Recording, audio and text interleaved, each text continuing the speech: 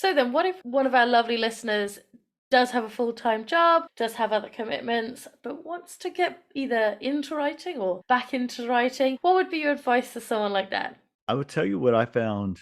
really motivating and still do is listening to podcasts about writing. And this won't be for everybody, but for me, I listen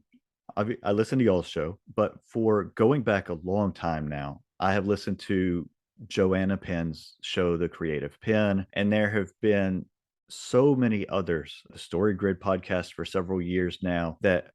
maybe I listen to them for a few months and they fall away, or maybe I listen to them over the course of years. But even before I started writing fiction or even attempting to write books, I was listening to podcasts about it and reading books about both the craft and the business of writing so that by the time I really delved into it, I had